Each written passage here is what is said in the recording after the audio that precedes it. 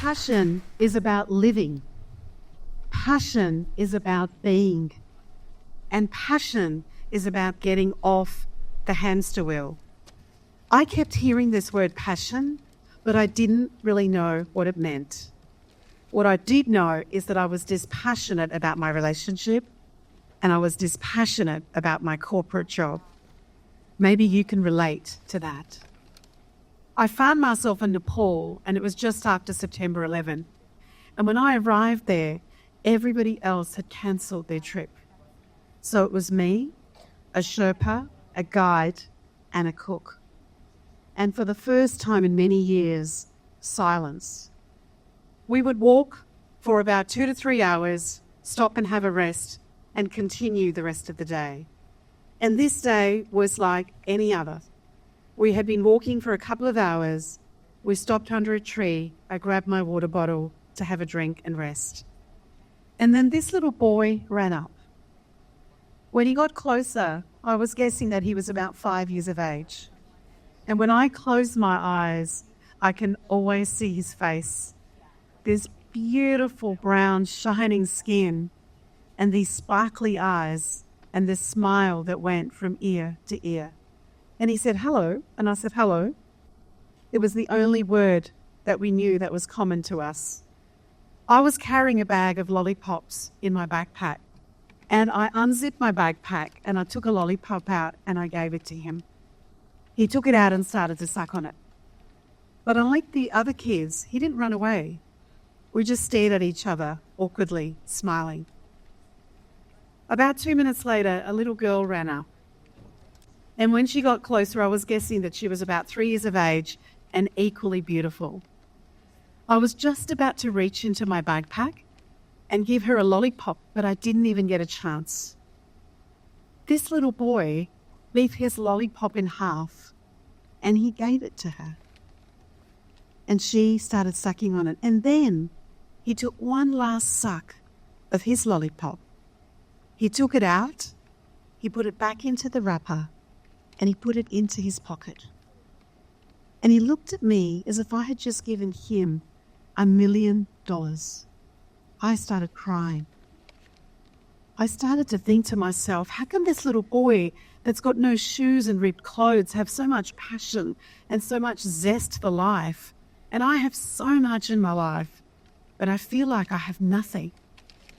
I knew that in that moment that I wanted what he had.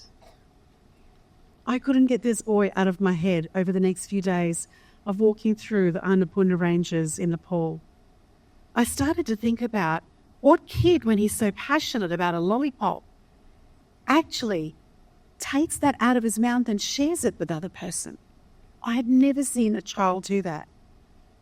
And I started to think, when we're really passionate about something, maybe a recipe, maybe a podcast, maybe a book, we do pass it on to other people because we want to inspire them. And then I started to look at this word passion. Pass, on. When we get passionate about something, we want to pass a piece of ourselves on to others. I also started to think about this boy of having the discipline of taking his lollipop out and putting it away. When we speak about passion, one of the things that I come across constantly is people that are pursuing this passion with 100%, and sometimes they burn out.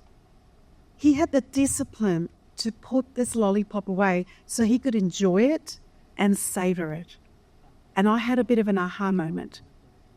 I went, wow, we hear about this passion thing from the gut and the heart, and we think about discipline from the head.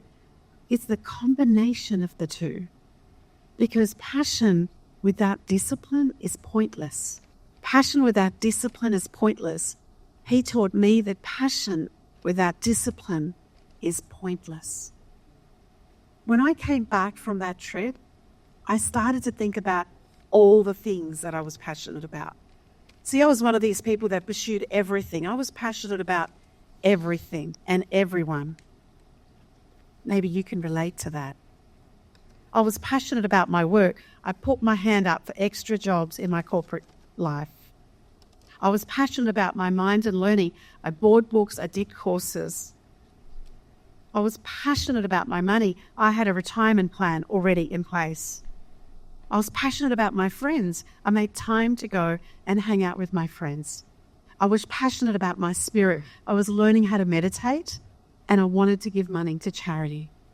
I was passionate about my health and body. I went to the gym, I looked after myself, I made sure I measured my sleep. And of course, I was passionate about my family, the ones that are the nearest and dearest to me, and made sure that I have deep connections with them. But in this pursuit of trying to be passionate about everything, I felt that I wasn't achieving anything. And I started to ask myself some questions. And since then, I have asked thousands of people these questions. And these are 3 key questions. The A in ask is for aware. Are you even aware of what you're passionate about? Do you know what you would jump out of bed for? What would you do if money was no object? Awareness is 50% of the challenge. Becoming aware of what you want to do and what you want to master is key. And rather than being passionate about everything, consciously choosing 3 areas of passion that you really want to master and becoming aware of that. The S in ask is for set goals specifically. I know millions of people that set goals, and so many people achieve them, but so many people don't achieve the same goals. One of the most common ones I hear is, you know what, 5 years ago I decided that this was going to be my year to have a healthy body, and I was going to get fitter and I was going to lose weight. Did you achieve it? No. Next year the same. It's the same goal year after year after year. I've got some bad news for you. It's unlikely that you are going to achieve it. And the reason I know that is I believe that your goals need to be in alignment with your passion. When you set your top 3 passions first and then you set goals, the likelihood of you achieving them will be exponential. And I believe if you want to create mastery, set 10 goals in each of the 3 areas. So just in those 3 areas, you end up with over 30 goals to achieve over a period of a year or so. That's what creates mastery. And the K in ask is know. Know that your time is finite. According to science, we are meant to live over 100 years. I don't know how long I have. You don't know how long you have. In the last few years, so many people close to me have got unwell, and some have unfortunately passed away. Nobody thought how long they were going to have. We think we're going to have forever till we don't. Don't die with your music in you. Say yes to the things that you're passionate about. Say no to the things that you are not that passionate about, to create space in your diary for more things that you are passionate about. If you don't want to get to your deathbed and go, wish I had spent less time with my mother-in-law, now might be a really good time to start, rather than waiting, because time is finite. One of the things I noticed is not only was I not clear about my passions, but I really was living my mother's passions. I moved from India to Australia at the age of 11. And if you ask my parents why they moved here, they'd say it's for Shivani's education. So I felt this burden and this honour of wanting to make my parents proud. I studied so hard, I got a scholarship, and I wanted to do everything that I could to make my parents proud. Maybe some of you can relate to that. And so I'm at university and I come home and there are 10 dishes that are cooked on the table. My mum's a pretty good cook, but normally there'd be 2 or 3 dishes. And I said to my mum, is there anybody coming for dinner? And she nods her head no. And I went, fantastic. So I start piling on the food on my plate. I'm so hungry. I'm not even chewing it. I'm just like literally swallowing my food. And then my mum does an announcement. Beta, I put your CV into the Indian Down Under, into the matrimonial section, and I got more than 100 letters. And I took the liberty to go through all the 100 letters, and I have made time for you to meet the top 3 families, she announced. At this point, I had stopped eating, was feeling like I was going to choke on my food, and I thought I was going to be really, really sick. And I said to my mum, "You did what?" That conversation didn't end very well.